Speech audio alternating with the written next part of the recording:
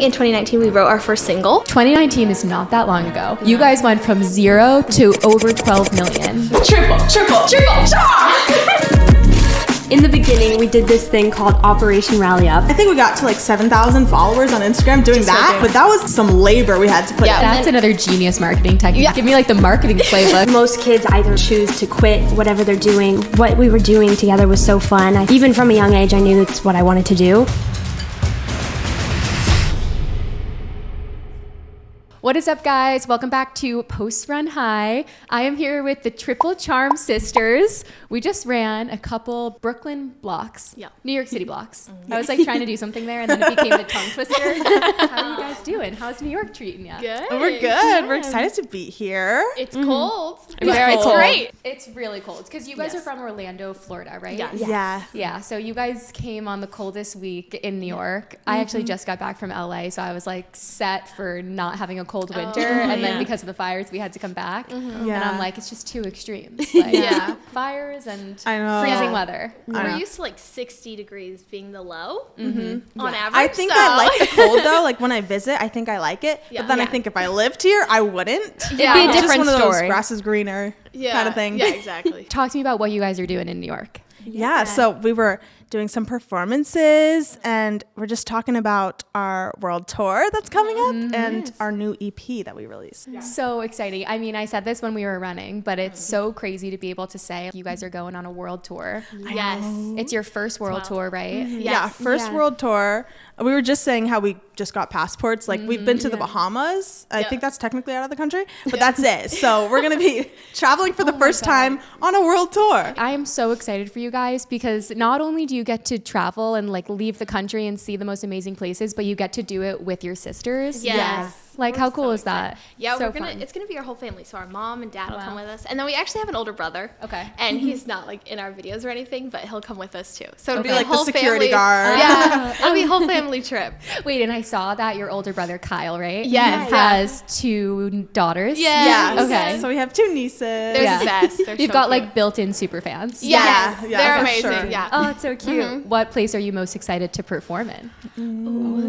I've always wanted to go to Australia, and so we're going to be there performing in Brisbane, Sydney, and Melbourne. Yeah. So I'm excited for that. Hopefully there aren't like too many spiders. I've heard. That's what I was going to say. Have you been to Australia? No, I haven't. But I do have to say, like, well, you're going to be completely fine. Like, people are obsessed with Australia. When I went to college, I was considering studying there. I was choosing between London, where I ended up going. I did like London, Florence, and the other place was like Australia, were kind of the big programs that kids in our school did. Yeah. And I called it my older brother. I have an older brother and a twin. And I called it my older brother, and I was like, yeah, I'm thinking about going to Australia. And he was like, Kate, do you know how big the spiders are there? And I'm like so bad with like bugs in general and just like things like that. But that's funny that you said that. Because it just made me think of that. It'll be fine, I'm sure. I'm excited. I hope we get to go to like the Irwin Zoo.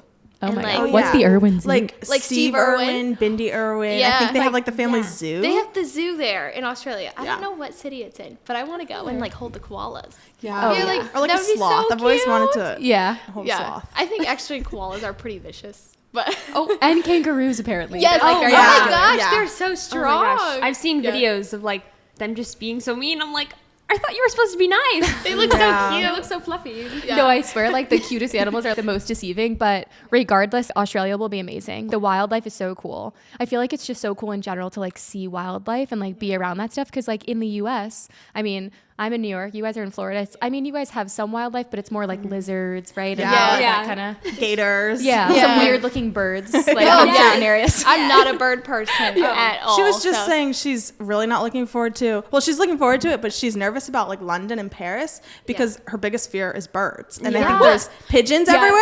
There's So- pigeons here though. Here, luck with I that. get scared here. I don't know what it is, but like I have to cover my ears when I see a bird because I'm scared it's gonna like fly by me. Or like over your head and like accidentally. I don't know what the fear stemmed from, but yeah, I'm scared of birds. So. I think that's a real fear. Yeah. Well, hopefully your sisters don't like pour like crumbs know. around Oh you my when you're gosh. not looking. Yeah, no. We'll have to do something, Gabby. Yeah. Maybe we'll make a video about it. Oh gosh. Yeah, honestly.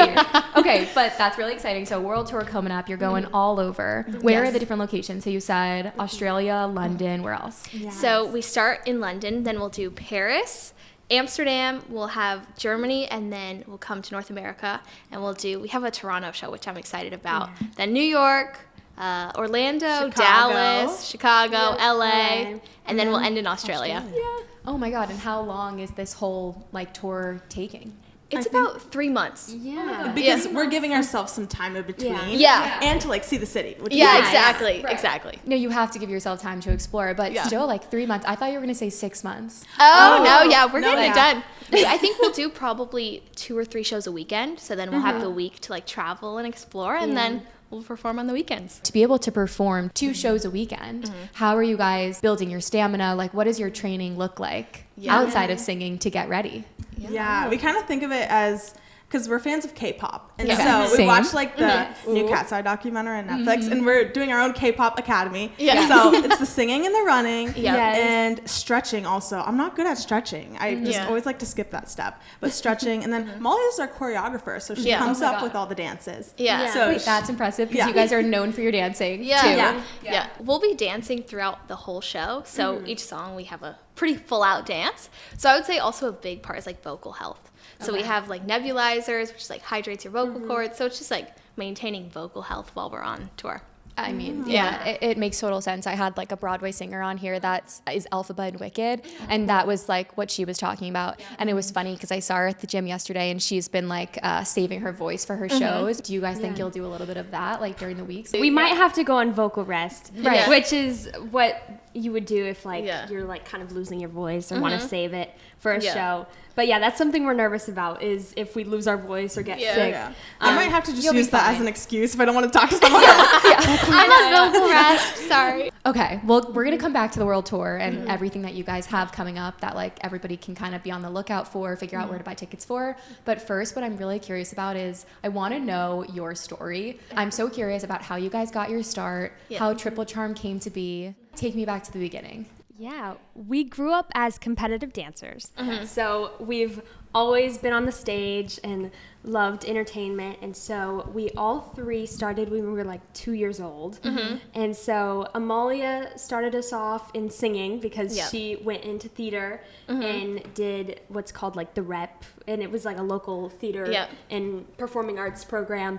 And so me and Raena kind of joined in when watching Amalia kind of pursue that. Yeah, we had It was been watching her for a while. For a like, while. She would in the car be doing warm-ups, and when you're not the one participating, it is so annoying. You just want to listen to the radio. So eventually we joined her, and we're all in the car doing our geese. And our mom, parents are mom. like, our parents have to listen to that. Yeah. But yeah, I think after watching her for a while, she just inspired me and Gabby to try it, and then we went to, it's called the World Championships of Performing Arts, which is like the Olympics for performing arts. All the countries come and compete in singing, dancing, acting. So we did it individually, and then we also competed as a trio. And I think just doing it as a trio, we had so much fun that we were like, could we do something with this? Like, could we do this for longer? Yeah, that was in 2019 when we did that. So that's kind of when we got the idea to start. Then I think in 2019 we wrote our first single. And then we were like, okay, we have this music video that we worked super hard for. Like we went to LA to film that video. And so we were like, oh my gosh, this is amazing. We released and then it on YouTube. We posted and we're like, who's going to watch it? how do we get people to watch this video? And so that's what initially started when we started posting on social media. It was right around COVID. Yeah. So you guys started posting as Triple Charm. Like it wasn't like you started out by posting dance videos and then became Triple Charm. No, it started as Triple Charm. Yeah. Okay, guys, you realize how crazy it is, though. I don't know what your official following is on Instagram. I'm sure it's wild as well. But just I've been so focused on YouTube recently, so I was looking at your YouTube channel. 2019 is not that long ago. You guys went from 0 to over 12 million. Yes. In that many years. Yeah. It's We so went through a my lot God. of techniques. So like in the beginning, we did this thing called Operation Rally Up, which was on Instagram. We would go through like similar artists or people that we thought their audience would like us. And we would go through their list of followers and like their posts and comment and be like, hey, check out our new single. I don't know, like just trying to like promo ourselves. Yeah. It was And be called like, Operation yes. Rally Up because that was our single at the time called Rally Up. Yeah. So yeah, we would literally, and I think we got to like 7,000 followers on Instagram doing that. doing that. Yeah. But that was like some labor we had to put in. Yeah, we each did an hour a day. Yeah. For like a few months. You were going to your favorite artists, Yes. and then you were looking at their followers and sending DMs for an hour a day each to them saying, listen to our single. We would just like, we would their like posts. their posts. Yes. Just hoping they And would comment see on us. their photos. Yeah, we'd And say like, oh, like, we have a single out, stuff like that. And so I remember at one point, I think TikTok like stopped us from commenting because they were like, you're commenting too much.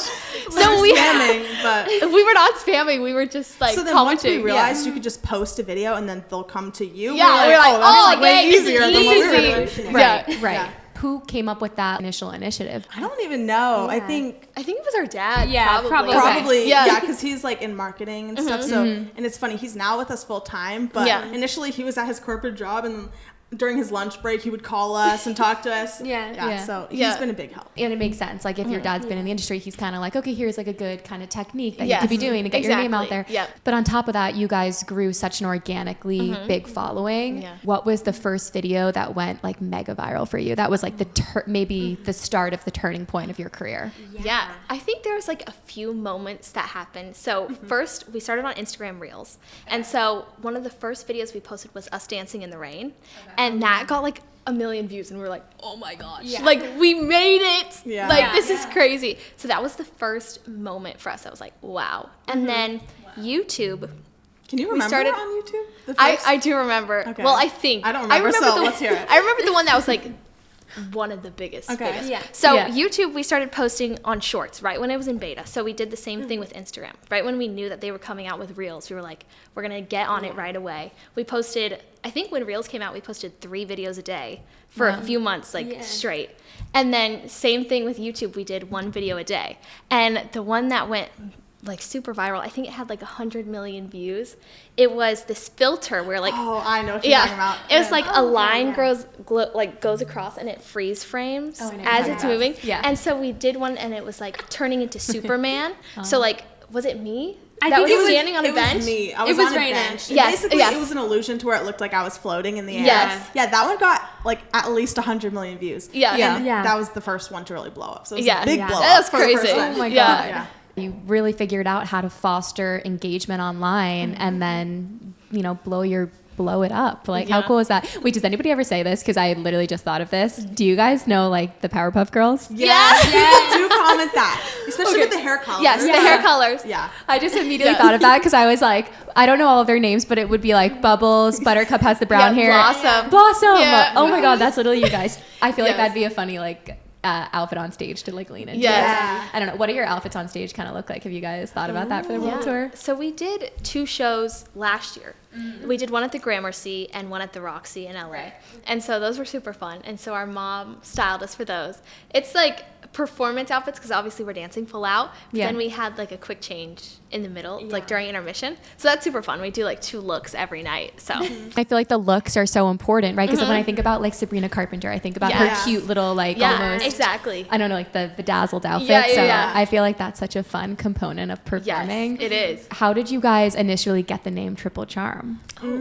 Well, for this competition that we were entering, we needed a group name. So Yes. really, we were grinding to try and think of something. Yeah. And we had a few We variations. had a few names that we were like And debating on, but And I think we actually chose one, but it ended up already being a group. Yeah. So Triple Charm, I guess just we were the triple for there's 3 of us. Yeah. And really, I guess like people have always called us triple threat because of the singing, dancing, and acting. Yeah. So like triple, that Triple word made sticks. sense. And then charms, I don't know, kind of like we're each other's good luck charms. Yeah, I because we're don't doing know. it together. So It just worked, I guess. I love it. I think it's such a Oh, cute thank name. And I feel you. like you can do so much like fun marketing that's just like Yeah. so girly around it. What is it like working with your sisters? Is there like one troublemaker in the group, like who is like stirring the pot the most out of the 3 of you? Give me the tea on the family dynamic. okay. yeah, I think What would you Amalia say? and Raena are the ones that like butt heads the most when it comes to like content because Amalia's very efficient. She Yeah. wants to, do it as fast as possible. Yes. Wants the schedule, very organized. And then Yeah. Raina's more like,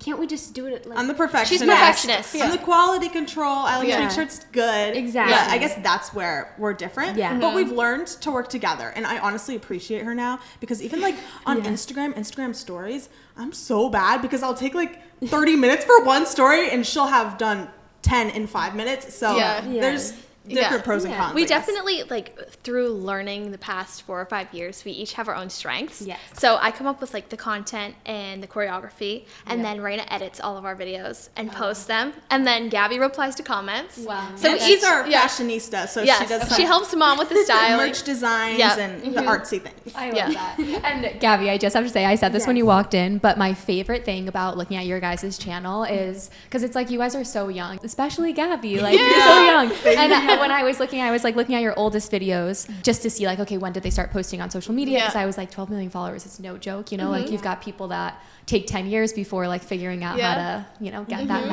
get a mass following like that. So I was like, wow, like when did they start? And Gabby, you were so little. I was so small. And it's so fun to look back because I'm like, it's like a diary. I just go back and look at these journal entries and I'm like, I was so young. And I was So tiny. Yeah. It's crazy the juxtaposition, and I feel like we like forget about it, but like 10 to 15, like you became like a young adult like in those years, you know? Yeah. So I'm curious, what has it been like specifically for you growing up on YouTube from such a young age? I think there was like an age around like 13 where most kids either like choose to quit whatever they're doing or like go full on like do it, go home, or do it. I don't know what to say. Go big or go home. That's what I was thinking of.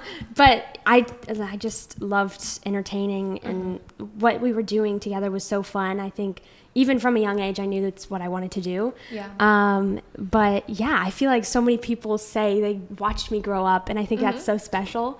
Yeah, It is. And it's also like you were doing it with your older sisters, which I feel like makes it that much more comfortable, you know? Yeah. And then I'm curious, both of you guys, like what has it been like? I think for me, I remember being super young and my dad wouldn't let me have social media. I asked for an Instagram and he was like, not until you're the right age, because like all my friends had it, and I was like, come on, please, Dad. Like I'm still not even allowed to have Snapchat, but anyway. So you guys need to be on Snapchat. yeah. We have a group one, but I'm not. Tell your dad allowed you to can have make a lot of personal- money on Snapchat. So Seriously. Yeah, so I've like always wanted to be on it just like for fun, like to see my friends and stuff. So now that we're like doing it as a job almost, it's so crazy and it's so much fun. And I will say like watching Gabby grow up, it's crazy because It's the cutest thing. Yeah. Like, it is literally the cutest thing. I'm like, literally, I was watching the videos chronologically, just like watching you get older. Like, it's It's crazy. funny because I feel the same age as I did back then. Of course. Like I'm like I didn't change, but then I look back and I'm like you were I was so tiny. different. yeah. You don't notice it, you know? Yeah, Like, exactly. yeah. I'm just grateful Dad didn't let us go on social media because we would have quite an interesting digital footprint. So really, thank goodness. I just have to say, like, I'm glad. Yeah. What did your friends think when you guys started popping off online? For me, I think initially I was in school when we started Triple Charm, and so they were supportive, which I'm lucky, I guess. There's no like bullying or anything. They were honestly really supportive. And they thought it was cool, but it was still kind of smaller back then, like we were just starting. And then I think when I started blowing up, we started doing online school. So I wasn't like in school, but then my friends that I like stayed connected with, they just thought it was so cool, and they would text me like, congratulations. But it's interesting because they didn't ever seem to like be that phazed. And I guess it's just like the age we've grown up in, like, I don't know, they just didn't seem to be that phased, which is cool, like to have friends that you're the same with. I think it also has to do with like a lot of our best friends were from dance, so we competitively danced together, and so we were kind of like in that world almost in a way at the same time, like all dancing together. So it seemed like pretty natural for us to do something like that, and they knew that we were singing and all that stuff. So all my friends now even are so supportive. Like we sang for the Tampa Bay Bucks game, like The national anthem. 2 weeks That ago. was We sang crazy. the It was national like a anthem. huge So arena. fun. Yeah, that was crazy. That in and of itself was like a crazy story. There's so many stories. But Wait, what is the story? I need to know. Okay, so Yeah. And was this the first like crazy like performance that you guys did? Well, first time we national ever anthem sang the ever. national anthem together. Oh so my God. Yeah. crazy. and that's a feat. Like that's hard, right? Yeah. Yes. Yeah. Okay, talk to me about it. So we had prepped for it. We went to a Bucks game like a few years ago to like film videos, and we were like, oh, by the way, if you ever need us to sing the anthem, like we'll totally do it. And then they had reached out for this season, and so we had practiced, we gotten our arrangement done, like it's full of harmonies, and we get there, it's like this is the first time in a big stadium that we've sang. Like we did our shows, but those are like 500, 600 seats, and so the delay that happens when you sing, it's like you sing and then a second and a half later you hear your own voice. It's so trippy. Yes. that is trippy. But It's we had so trippy. they're called in-ears, but they're basically just like earbuds. So we could hear, we didn't have to hear the delay as much. Yeah. Yeah, you're so it listening like blocks through the delay a headphones. little bit, and so that was super helpful because you're able to like tune into your own voice and like what's coming directly. Yeah. But if you like lose focus for even a second, you'll hear the delay, and it was so trippy. Yeah. But we had like a dress rehearsal. Yeah. And it was great. Every now and then I did hear like a ch in my ear, but it wasn't too bad.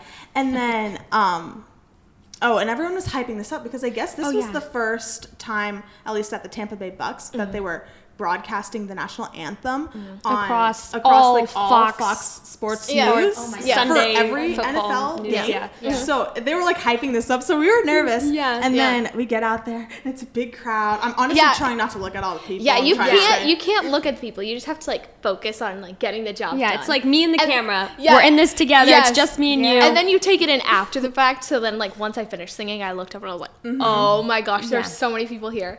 But we started singing, and then me and Raena couldn't hear for like the first note, and so we were like, we didn't even know if we were in time. We were like, but like it was muscle memory at this point. We had practiced it so much, so we were able to get through it, and it ended up sounding really great. But it was just like such a wild experience. Like the delay, having to deal with that for the first time was super interesting and like a fun hurdle because like that's a stadium. Like whenever you're in a stadium, like what about like MetLife? Yeah, so most stadiums, I guess, when like Taylor Swift goes into an arena, she has her own like sound engineer, so they like fix the delay and all that stuff. They have the top of the line equipment. But when it's just like an NFL game, they have their in-house stuff. So normally at any sort of game like that, there will be a delay. But the delay didn't bother me as much. It bothered you way more. It's trippy. Like we have a video of when we were rehearsing, and it was like my dad was like up on the field with us, so you could hear our voice and then hear it come in, and like my dad was like, I couldn't tell if it was actually good or not because it was like two things happening at once. But it was fun, and I think it was turned so out fun. decent. No, it was honestly the coolest so experience. I feel like there's so much though that happens like behind the scenes that like is challenging. That for example, like you guys are pros, so you go on and you crush it, but nobody knows like, oh, there's an echo. Like exactly. It's like that would totally trip me up. By the way, like, I can't even like if I'm on a phone call and somebody else is on a phone call and I can't hear myself talk, I'm like, I don't even know what I'm saying. Like, is there anything else on a stage when you're performing that like maybe the audience, obviously the audience doesn't know, but like what are you super mindful of? Oh, that's a good question. That's a good question. I feel like sometimes when you're on stage, you kind of almost don't see the crowd, but you're so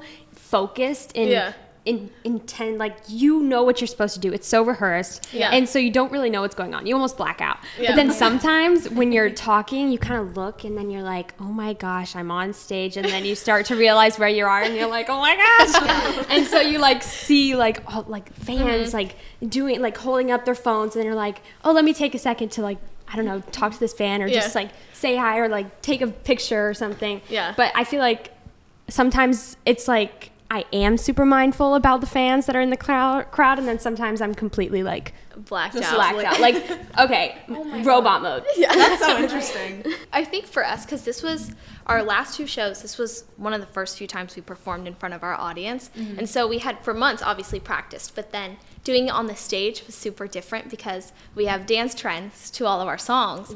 And so we would do the trend, and then you look out and you see like all of our fans doing it with us. And that was like mind-blowing. And that's another genius marketing technique that you guys do. Dance trends, like, okay. I'm like, wow, give me like the marketing playbook. I feel like this is so, I mean, it's fascinating, right? When you think about like the inner workings of like everything you guys are doing to like promote yourself, get the fans engaged. It is so cool, the business that you guys are running. Thank you. And you guys are so young and you're so humble, but it's very impressive. Thank you. Sweet. What you're doing is impressive too, though. It's like quite a nice studio. It is. Love it. Thank you. I know you guys also have a lot of like Puerto Rican, like Spanish followers because you sing in Spanish a lot, right? We just did a run with Fernanda Jimenez and a post-run high. And what I was so fascinated by what she said was in Uruguay, it was so unusual to be on social media and like blow up the way she did. But like for the US, our friends don't really think anything of it because it's so normalized. Exactly. I think it's accepted here more maybe. But it's cool to like also travel because when we've been to Puerto Rico twice to film 2 music videos for our bilingual songs. And so also just like getting stopped in Puerto Rico or just, and I was going to say it's going to be the same when we're on the world tour, but obviously, I mean, they're coming to our concert. But yeah, it's just so cool how you can connect with people around the world. And people that don't even speak the same language. Like we'll get comments where they've translated so we can understand, but they don't speak the same language as us, but they're big fans. So I think it's just so cool. Our dad is Puerto Rican. We're Okay. 50% Puerto Rican. So our abuela, like, she was born there, so was our grandfather. And so, like, going back to Puerto Rico, because we had just heard stories, you know, of our grandma growing up there, what it was like. And so to see it for the first time it's so beautiful there. And to, like, write music. So we didn't grow up speaking Spanish because when our dad, like, was living here, it was not as, like, normalized or as accepted to be a minority. And so now it's, like, much more embraced. But for him, like, he didn't really want to connect with that part of himself a lot. So that kind of translated into the way that he raised us in a way. So we never, like, grew up speaking Spanish. But we wish we learned. I know. And we're trying to learn now. So now it's, like, so cool that we're able to, like, connect with that part of ourselves. Yeah. And we're doing it through music. Yeah, through music. I mean, that's a great way to learn the language. But right now, you're not fluent in Spanish, but some of your songs are bilingual. How impressive is that? Like, you have to give kudos to yourself for that because that's honestly so fun to write. It's actually really fun to write in Spanish. We have our producer, he's Brazilian, so he knows a little bit of Spanish. Like, Portuguese and Spanish are a little similar. So he helps us out sometimes, and then we'll like, go to our dad for pronunciation of some words. Yeah. And then we'll also, like, the final boss is our abuela. And, like, we sing it for her, and we're She like, gives how the does this approval when it's sound? good. Yeah, exactly. Well, I love it because I think it's so important, like, to connect with your roots because that's like showing a personal side of yourselves through your art and like through your music that you're creating. So it's cool that you guys integrate that. And I don't know if Puerto Rico is considered Latin American, but what I was going to say is the Latin American fans go so hard. Oh, they do. Yeah. So Yes, they do. Yeah. They do. We've got some fans in, like, Brazil and Portugal. Right. So Yeah. we know. Like, yeah. that is so impressive. What would your advice be for other young girls that look to you guys as role models? Because I know so many young girls do. I would say, honestly, the main thing is to just, if you have a dream, like, just go after it no matter what. I started, like, with the dream of performing when I was 6. And so there was a lot of, like, trial and yes and lots of no's as well. And so I didn't realize that down the road it would be, like, the 3 of us doing it together. But I would have never expected that we'd, like, now be going on a world tour and do this, like, for a living.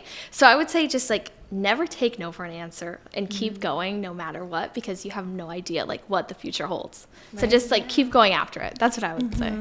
I might say something along the lines of, I think just that it's so important to base your happiness and your confidence on your own self, and just try not to get caught up clinging to external validation or other people's opinions or even success or numbers to fill your own cup. I think as you get older and as I'm getting older, it's more easy to distinguish that really true happiness only comes from within and inner peace. So I think just really try and focus on how you can love yourself regardless of what's going on around you and the people around you and you know, the outside success maybe. To end us off, I guess I'll share, like, 2 quotes that I'm, like, in love with right now.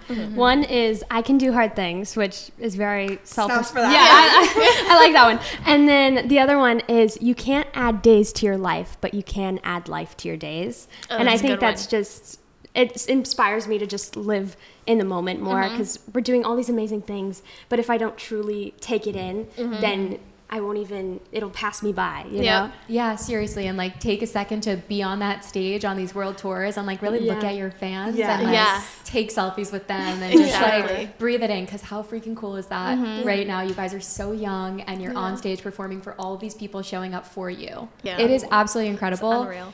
On that note, let's just shout out your upcoming projects, tour dates that are coming up, your new single that you guys released and performed this morning.